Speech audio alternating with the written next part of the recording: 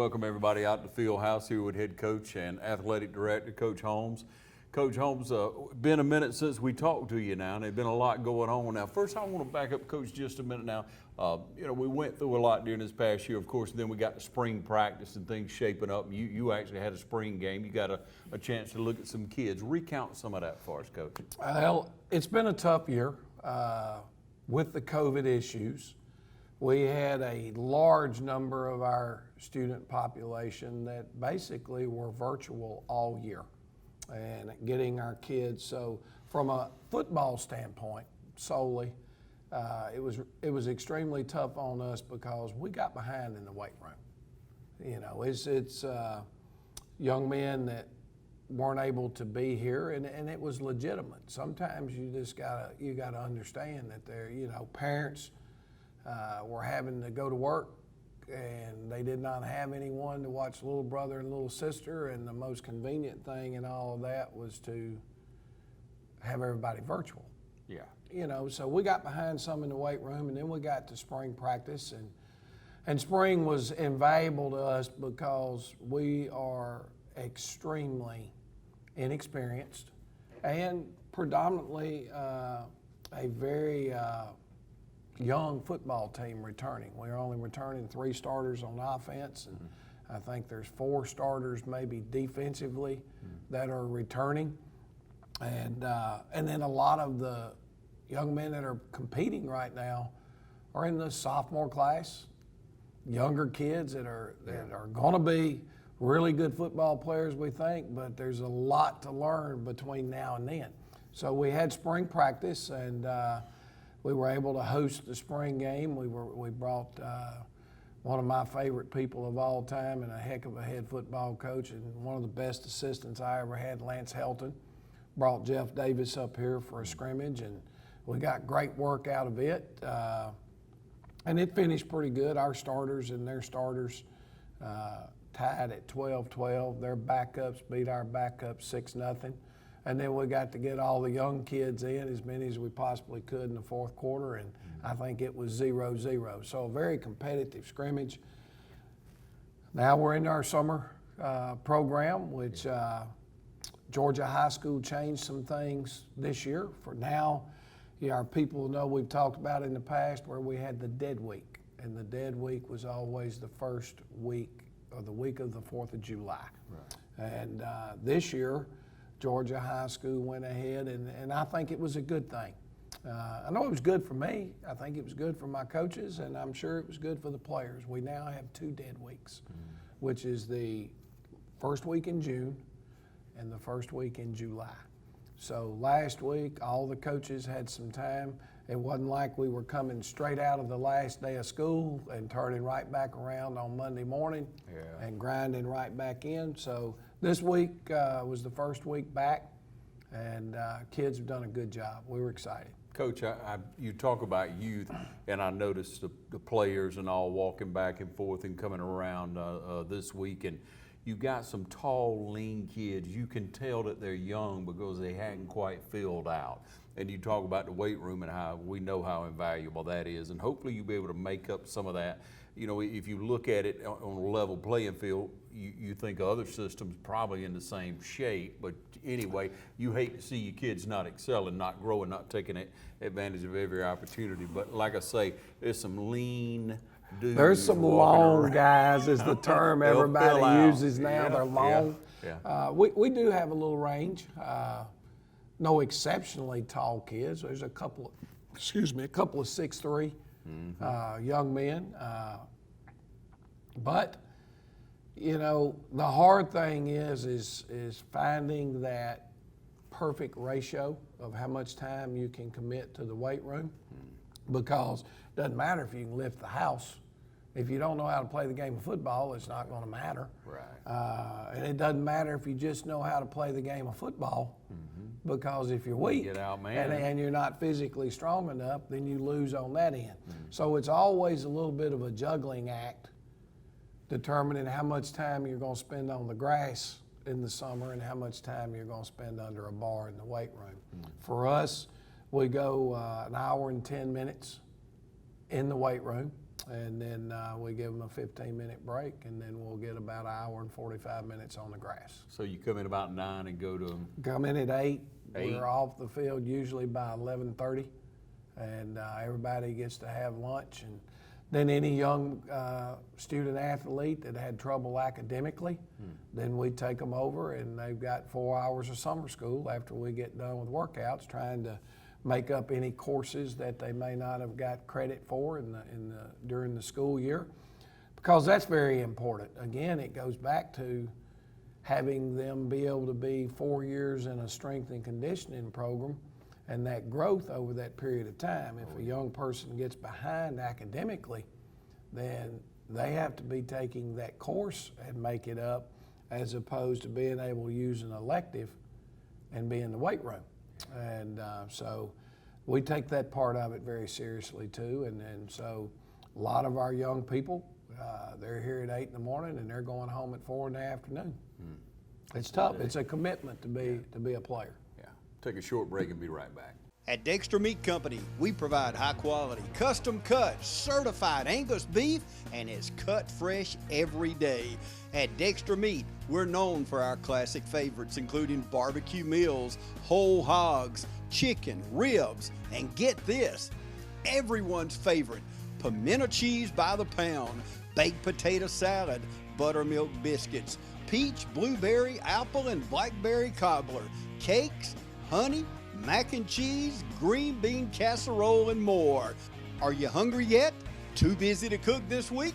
Then call 875-1234 and let Dexter Meat feed your family of 4 or 400.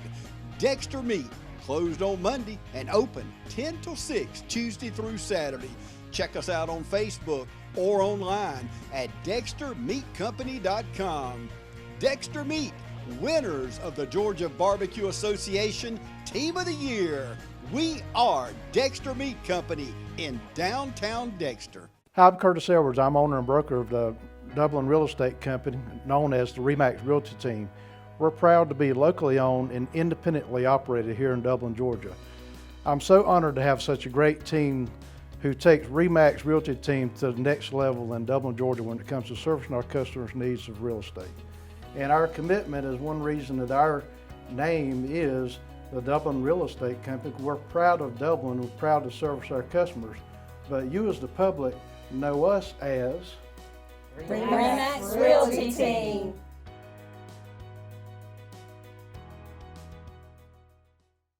Coach Holmes, you talk about a commitment, you talk about what it takes to play in the Shamrock Bowl a lot of times, and it takes me back to like rec ball when my kids would play in a championship game and they'd let them come over to the Shamrock Bowl. So much hype, excitement, and then IFL, and how that all developed so many young people and the excitement of being able to come in and play in the Shamrock Bowl. And so we look at that, we look at the tradition of the Irish and just the winning attitude and the commitment that we see. The development of the baseball program now, and y'all have been remodeling the old gym and then the baseball facility over there. Talk about that just a minute. Well, the old gym, there was a lot of discussions, for example, about taking that down when they built the new school. Right. And you can never have enough gym space. Right. When you have boys practicing and girls practicing, volleyball's practicing. Okay. Basketball's trying to get started. You have volleyball going on in your main gym. Now it's time to start basketball. You have another place. Having 2 gymnasiums makes it great. We want to get our wrestling program back to where it was at one time. It has stumbled some, and we feel like we're headed back in that right direction. But part of the thing is having a place to host tournament and some of those types of things. Well, if you've got basketball games on Friday and Saturday night, it limits you on the weeks when you can actually even host a wrestling tournament. Sure. We have this gymnasium over here now, and what most people didn't understand was the biggest issue is that gymnasium had no heat and air. So when they tore down the old school, then the boiler room area where at least you could heat it, then they no longer had that capability. And it didn't make it conducive to being able to hold any type of public events there. Sure. So with the growth of our gifted academy and the number of kids that are trying to enroll there, they have remodeled that whole gym area, and there are a lot of classrooms that will be upstairs in the gym, some classrooms that are downstairs in the gym, all with the heat and air and so on and so forth, and you still have the nice gym floor to be able to carry things out. So from that standpoint, that's huge. Our baseball facility, Todd Hogan has done a phenomenal job in that first year of trying to establish the work ethic, the pride issue that you want with your program. The facility, you can drive by anytime. It's tip top. It looks good. He's also assumed the duties of our softball coach along with his wife, Bryn. Nice. They're going to handle softball for us. And just looking forward to watching Todd grow this program back. You know, it's been 19 years, but Dublin baseball has played for 2 state championships over that 19-year window. Now, I'm the first to certainly say we have not been what we want to be in the last 5 or 6 years. And I think there's a lot of factors that go into that. I don't think it has anything to do with just coaching. It was your numbers were dwindling in your school system. The number of kids that we had that have grown up playing the game of baseball, as it has changed now, where kids are constantly playing travel ball. Right. And if you do not have young people in your school system that have grown up in that travel ball mentality, they're behind. Right. And so I look for our baseball and softball programs to certainly improve and get better quickly. So will the gym still have an indoor workout area for baseball? You know, they had to hit and... No. Okay. Okay, right now what our baseball team was able to do last year with cooperation from the mall, they own the building that's over there on the corner, and there are wishes and dreams and plans about getting us a facility. We'll have indoor batting cages and an indoor locker room. But no, the area that we were using for our indoor batting area is now classrooms. That's what I thought you were saying. So we're hoping that we will be able to maintain that relationship and continue to use that building. But Talking about the old Fazoli's, the old Yes, sir. sporting goods yeah, store. right there on the corner, and it was very good for what we needed, and that's kind of above my pay grade. That's something that Dr. Williams has been handling and taking care of. So we're certainly hoping that will continue. Yeah, and like you say, with Todd at the helm now, building that program with younger people coming to it, because just like with you, Coach, people look for a good coach. A good player looks for a good coach because they want to get better, and a family who has a good player, an athletic kid, is looking for an opportunity for their kid to excel, and you can't do it without a good coach. They couldn't do it without you, Coach. Baseball can't do it without Todd. Well, we feel like we have good coaches. Ben Smith, Evan Jefferson's done a phenomenal job with our girls basketball program. We think Matthew Pogue in the last 2 years has really grown our wrestling program. That's and right. now we've one of Dublin's all-time better wrestlers. Ben Lanier is back and working in our school system, and he's going to be able to share the knowledge and things that he had in that sport. What a class act. You know, and you don't want to forget one of the most successful coaches in Lawrence County history, and Bryant Brown is here as one of our assistant baseball coaches. So we think we have, as Dr. Williams often talks about, you know, finding quality help is an obligation of him and our Board of Education in order to be able to give our young students the best that they can have. And who's the best or whatever is not really a factor. I just know that we have quality people that have experience at high levels in the things that they're doing. So I feel very good about the overall coaching staff that we have in Dublin. I see why, Coach. We'll take a break and be right back, y'all. Hi, I'm Don Carswell here at Dublin Chevy Nissan. We don't want to get back to normal, we want to get better than normal. Our people are working harder than ever to earn your business, whether it's in sales or service.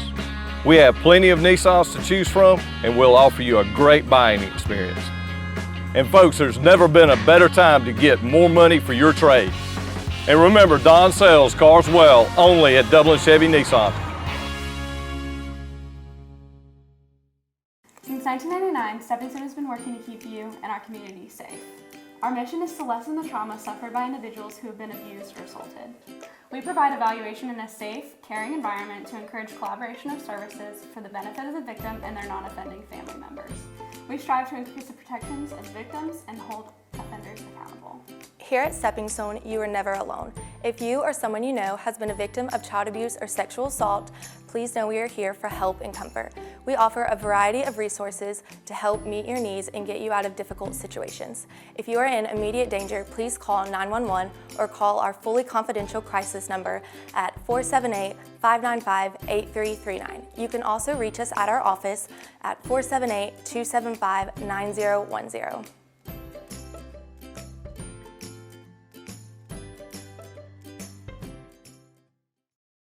All right, Coach, and now I want to move to all this activity in the Shamrock Bowl. We talked about, several other responsibilities, and you wear either a real big hat or a lot of different hats. I hadn't quite figured it out, but Coach, when I'm coming by, I see all these block coming in. I see rock was hauled in first. You got a lot going on for a project that has been a long time talked about, but has recently really taken feet. Yeah, we have made a decision that we are going to turf the Shamrock Bowl. And, I remember when we built this building in 2005, 2006 season. We redid the press boxes. We redid the old field house in the bottom. Mm-hmm.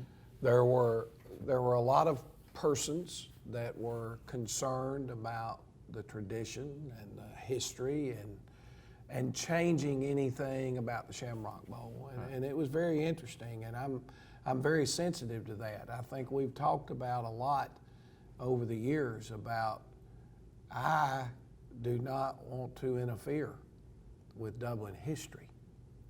I think that's important. I think a lot of times coaches come in, they take over at a school.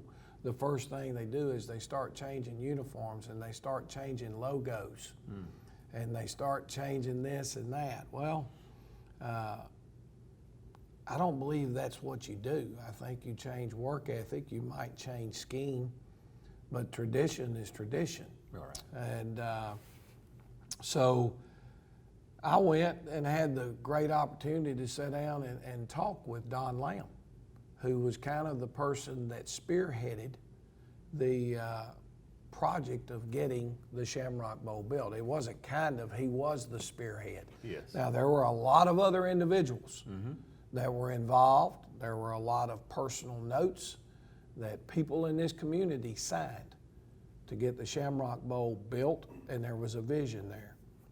And the vision of that, was I got the opportunity to speak with Mr. Lamb, was he wanted the Shamrock Bowl to be the nicest football facility around. And I would believe in 1960, when they rolled into that thing, that it was the nicest facility around.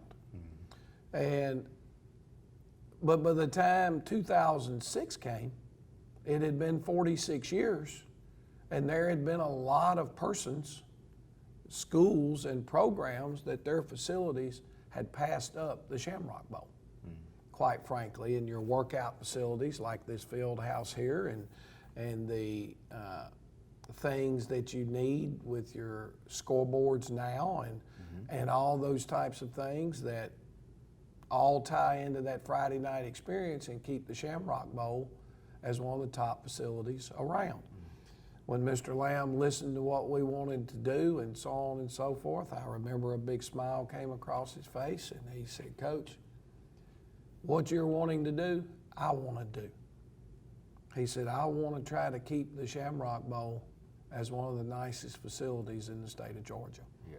He gave us his blessing, and that's when we did the remodel that we're doing now. Okay, as we progress, the Shamrock Bowl is a pristine facility, and we want it to be. We want it to be something that our community takes a lot of pride in. When I got here, people that are longtime Dublin people know exactly what I'm talking about. If it wasn't a football game on Friday night, you weren't in that Shamrock Bowl. There was only one other event when I got here that ever happened in the Shamrock Bowl, and that was the 4th of July fireworks celebration. Yeah. You didn't have to worry about the grass because it wasn't going to be hurt enough in those football games that it wouldn't be back pristine again before the next season. Sure. And so we started soccer. And when we had soccer, originally soccer was playing, when it first started at Dublin, they played out at the park. They didn't play here. And now we've got the boys and girls soccer, and you've got middle school soccer. Well, they're all playing in the Shamrock Bowl. A lot of our former band members at Dublin High School, if they practiced at night because there was not another practice field for them to have a place to go practice until the football team got finished. Because the football team did not practice in the Shamrock Bowl. We had probably some of the best space that we had for athletic practices was down in the bottom where the softball field was. And the softball field used a temporary fence that they would put up during softball season, and then they would take it down and open up all that space. Well, that gave you your soccer practice areas. Okay, we remodel it and want our softball facility to be as nice as anyone's. Permanent fence, new press boxes, brick wall in the back. Yeah. You know, things that made it as nice as you would find anywhere. But it cut all of that field, that practice space, eliminated it basically down in that bottom. So now soccer needs a place to practice because you got track going on inside the practice field out there. Sure. So there were a lot of reasons, okay? Also, that field had been resodded completely about 25 years ago. They stripped it down and brought in brand new sod because that stuff has a tendency over years to break down and you know, they resod Georgia Stadium every couple of years. They do this. Well, ours had been 25 years. And if people would look and notice, what they saw was there was a lot of common Bermuda. Yeah. The grass that was on that field is called TIF 419. But there was a lot of common Bermuda from seed blowing in over the years, and it was different patches and different shades of green and all that type of stuff. So it wasn't pristine by any stretch of the imagination, and there was no way to get that out.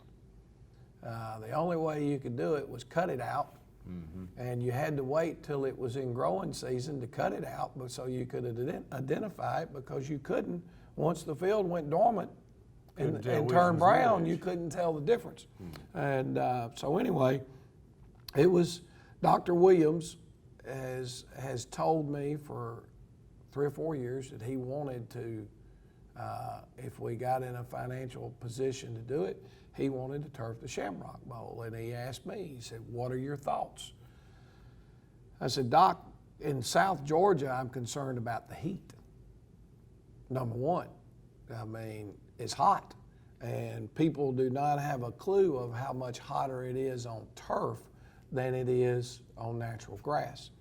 And these conversations have been going on 8 or 10 years. Well, there is a lot of technology that's come along and the fillers and the stuff that they actually put in the turf and how it reduces the temperature. It's much, much safer now than it was 10 years ago. I mean, there's a reason why over half of the high schools in the state of Georgia play their games now on artificial turf. You know, we were talking about when we got here, I'd just been outside in some areas on my practice field. Right. Why? Because it gets worn down. You practice there Monday, Tuesday, Wednesday, Thursday. If it's pouring down rain, you're practicing there. You're practicing there during the summer, and you go out and you have these big old bare spots. Sure. And you either have to sod them or you got to find a way. Well, okay, it's rained all day. I'll go practice on the turf. I'm not destroying any of my grass on the practice field, so it's going to help maintain and keep that facility pristine and a great place for the kids to practice, because I've always felt like your practice field needed to be one of the best areas you had, and your weight room needs to be one of the best areas you have, because you spend 4 days a week on the practice field, you spend 1 day every 2 weeks on the game field. You spend 50 weeks in the weight room, and you only spend 15 weeks on the practice field. So you want those things to be tip top. So anyway, it may have been 6 weeks ago. Doc comes to me and he says, all right, we've got our financial situation where it needs to be. We're going to be able to do some other things that we need to do in this system, and I want to get the bowl up and going. Let's see if we can get some people in there and take a look and see what it's going to cost us to be able to get turf in the Shamrock Bowl. He and I got in the car. We went to several places, different companies, turfs at different fields, and talked to different coaches and all those types of things. And shucks, in a matter of about 3 weeks, we'd made a decision on who we wanted to go with. They had assured us that they could make the deadline and have it in. Then it was a matter of getting all the paperwork right and being able to take it to our Board of Education for them to look at and decide whether they wanted to approve it. So we have turf. Now, some of the other things that are going to happen there, which I think, again, are all inclusive in continuing to make the Shamrock Bowl look like the people in Dublin expected, and that's to be one of the top facilities that you can go into on Friday night. So one of the things we wanted to do in 2006, but as the budget and you have to take things away, is we're going to brick the front of our bleachers on each side. There's going to be a 6 foot, like where that chain link fence that's rusted and old, it's down. It won't be there anymore. There will be a 6 foot high, counting from the ground up to where, almost where the top of that chain link fence is going to be a beautiful brick wall that's the same brick that's on each end of the stadium and on the press boxes. They're going to put in it some columns like every 10 yards, and where we presently have the numbers stuck on the thing, they will be embedded numbers to identify the yard lines. One of our concerns and things we talked about, and some other people expressed to us, is having a barrier between natural grass and where your turf is. Okay. The natural grass growing with Bermuda or whatever, we've all seen how it does on your sidewalk. Sure. And how it does on, and at your driveway. Well, you don't want that getting into your turf. Right. And so the brick wall will go the length of the stadium and stop at the gates down on the far end. Sure. But on this end where the bowl is, there will be a retaining wall. So it will come out off of the corners at 6 feet high, just like the bleachers. And then it will taper down to a 30-inch retaining wall with a swell behind it to handle all the water that comes down that hill. Yeah. And then hit the drains and take it out. But it won't do anything to take away the visual of the shamrock that we have there. Sure. And then they're also, we're upgrading our scoreboard. We were one of the first schools in Middle Georgia to come up with a jumbotron, but that was 16 years ago. And as it's gone and it's changed, we're now going to bring in a new jumbotron, which will be a full-size jumbotron. Yeah. The ads, there will be some ads across the bottom that are permanent, but you can lay out the board however you want. The scoreboard is actually in the display. It's not a separate scoreboard. Yeah. If you wanted to have a movie night in the Shamrock Bowl, you would have a big, huge screen to show the movie on. Now, all that's great, but it gives soccer a place to practice. Yeah. It gives band if they want to go practice right after school and their kids not have to turn around and come back over here at 8 o'clock at night. Yeah. There's a place to practice, and it's not wearing and tearing anything out. It's not causing any problems. The soccer lines will be laid into that field. There'll be a gray color that you'll be able to see during soccer. Yeah.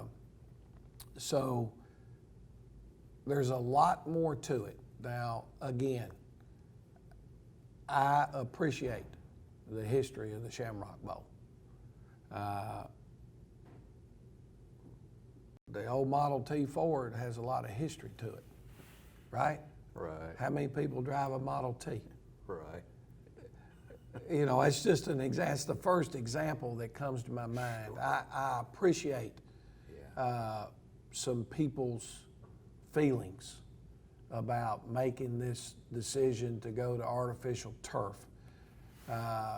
It's gonna look good, and I can only promise people that it's still the Shamrock Bowl, and all of that will be recognized when they get to see the final thing. That it's the Shamrock Bowl is still the Shamrock Bowl, and we're proud of that. It's going to be something to behold, Coach. I'm sure it is. Yeah, it'll be nice. Yeah. We'll take a short break and be right back.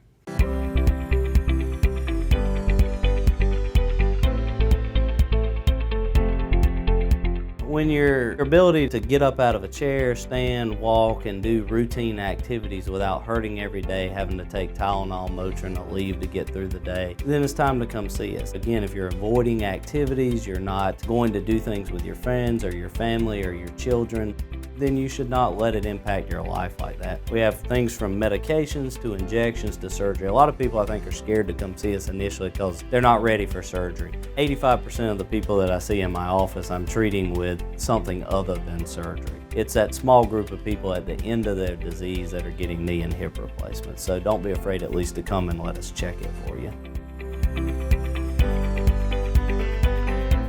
Coach, like we started out, we were kind of talking about into the summer, we got workouts. You know, it's time to start thinking about a little bit about booster. And it's time to start thinking about, well, you last year, you young men couldn't come around to the neighborhood selling the discount cards and other ways to support them. So we all got to get on board this year, Coach. Well, it's we're in the processes of working all that out right now. The Booster Club and I met. I think they're getting out all of our program ad stuff within the next week, and we want that support, obviously. The Jumbotron is going to be phenomenal ads. The capabilities and the things that we can do with this one that we couldn't do with the other one are going to be pretty neat, and those type things. Our Touchdown Club, you know, they do a great job. Our Touchdown Club president, Jeff Davis, is a community person who wants things to be done great. Rich Mascaro is the vice president. And Rich and I met the other night along with our bookkeeper for about 6 hours. I mean, there's some things that we've got to get going and get right. And with their leadership, I don't see any reason why that can't happen. So we're looking forward. It'll be here before we know it. We're going to our actual scrimmage in the fall is a home scrimmage. Haralson County is coming down to scrimmage us, and then we've got a week off, and then we play Dodge in the home opener. So Dublin's longest rival will be the first game played in the, I guess, new remodeled Shamrock Bowl, which I think that's kind of neat. And so we're looking forward to it. Yeah, you're starting to get me pumped up, Coach. I'm telling you, and then the season's going to just swap from last year. It's the same whatever was an away game last year will be a home game this year. And boy, I'd almost swap right now and say if we could have the same record we had last year, I'd be satisfied because we got a lot of work to do. Yeah, I know you got young kids, Coach, but you'll bring it out of them. We know you will. We're asking all y'all to support the Irish. The young people will be out, I'm trusting, they'll be selling those. But more importantly, the Booster Club's going to be calling on you. If they in some way miss you, he just gave you a couple of names. You can pick up the phone, you're going to run into them. We're not going to try to attempt to do our card sale this year. Okay. So but we did a fundraiser, virtual fundraiser or online fundraiser selling popcorn. About 3 or 4 weeks ago, right at the end of spring practice. And I can only tell you that the support that our fans and people put into that was much appreciated because it was a very successful fundraiser, and we appreciate it. And we're not going to keep hammering people. We'll probably go back maybe again in the spring and try to do another popcorn sale and see how that goes. But we don't want to wear you out. But we were in dire need at that time of trying to do something to help make up for the loss of what we experienced through the COVID. Yeah. New day's coming, Coach. Oh yeah, no doubt. And you always want to compete. You always do compete. We appreciate what you do for the Dublin Irish, for our community, Coach, for the leadership that you offer to class that you bring to our school system and our county at large, really. Coach Holmes, we appreciate you, man. Thank you. We do. Hey, before we go, Coach, you're in a father-type role as a coach. You're a father figure, whether you want to be or not. You're a father figure to a lot of these young men. Some of them not having fathers, some of them do, but you have that role. You are a leader. But when you step back, Coach, and you look at what's made you a good father to your kids, what makes you do the things you do, come to work and work so hard, try to win, do the right thing, be an example, have that positive word to say. And you look at your beautiful daughter who got married, in the last few years, and how special that is, and it had to be for you. And then you got grandchildren. What do you say to young fathers, young men? I think the key to anything, and I think I learned this through my own family growing up. My dad ran a grocery store. He went to work at 6 o'clock in the morning, he came home at 8 o'clock at night. But there were a lot of times when school was out during the summer that he'd run over to the house and pick us up when he had an hour to go to lunch, and we'd go fishing. You gotta find time to be able to do both. I think that's important. Being true and faithful. I think those things are real important. You want your kids to know that their dad is what he tells you, is what he believes. He's not going to waste time trying to sugarcoat things or whatever. If you tell them you're going to get this done, then that's what you get done. You lead by example. And I think people follow. There's a lot of truth to the fact that teams have a tendency to take on the personality of their coach, but they can only take on that personality if it's consistent. Our kids know what our schedule is. It doesn't change much. They know when they show up at practice, there's going to be a mapped out practice schedule that we're going to follow to a T, and we cut up a little bit that says do it right, do it light, do it wrong, we do it long. Yeah. But there's get it done the right way. Expectations. who doesn't mess up? You've messed up. I've messed up. Who hadn't messed up, you know? But when you do, you own it, and you do what you got to do to get it corrected. And, you know, so being a dad is important. You know, I do sometimes wonder if at times watching some parents with their children don't think maybe they might not be putting a little bit too much pressure on that child to perform, because they're getting it from their coach already. And then they got to get it from home, and then they got to hear it from their uncle or whoever. You know, there's not a player that I've ever had that messed up on purpose that I know of. You know, so I think if dad and mom are getting up and going to work every day, then that child learns to get up and go to work every day, and they show up at football practice, and they do. You know, we talk about earning our chicken. Yeah. You know, our chicken is our pregame meal. You got to earn your chicken around here. We're not just going to give it to you. You're going to have to, you know, you may not be paying for it with cash, but you're paying for it with your hard work. And so I'm rambling, and I apologize for that. That's a deep question. I think it has a lot of different fingers that have to all pull together to make that. Yeah. To make you a good leader or a good dad. Yeah. And I appreciate what you say, and I hope people take it to heart, Coach, that you do mess up. Oh yeah, who doesn't? does? But it's what you do. You got to own it, and you got to go on. Well, there's, you know, there are decisions that I have to make every day about a lot of things, and most of the time they involve other persons. Whether it's playing time or coaching assignments or schedules or what time are we leaving or what are we having for a pregame meal, what are my thoughts on the Shamrock Bowl. There are a lot of decisions that I have to make in the position that I'm in.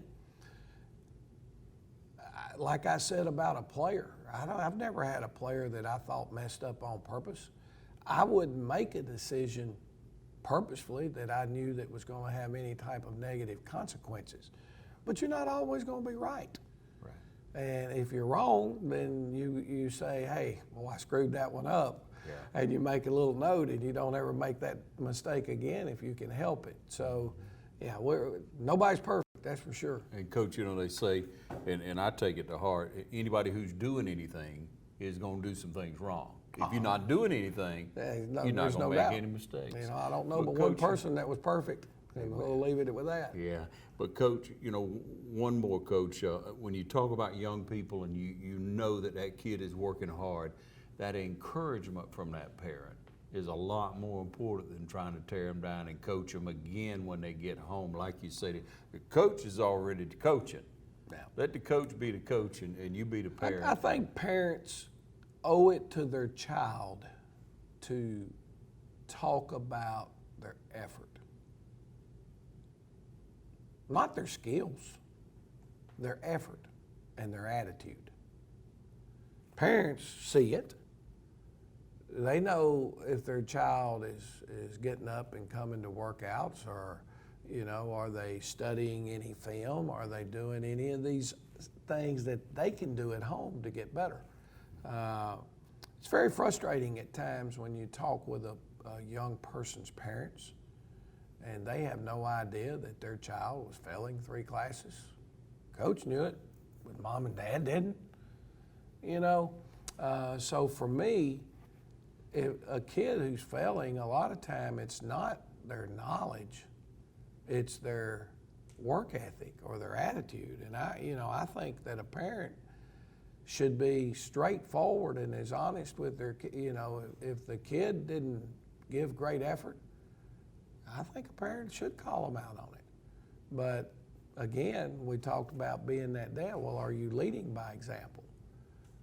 You know, if you're not giving them a great effort to be the best dad and provide the best you can for that family, then it's hard to call out your child and them take that to heart. Yeah, again, Coach, thank you for what you do. Thanks for Appreciate sharing it, that man. personal note with us. And Coach Holmes, everyone, continue to support the Irish and really enjoyed it, Coach. Thanks. Thanks, buddy.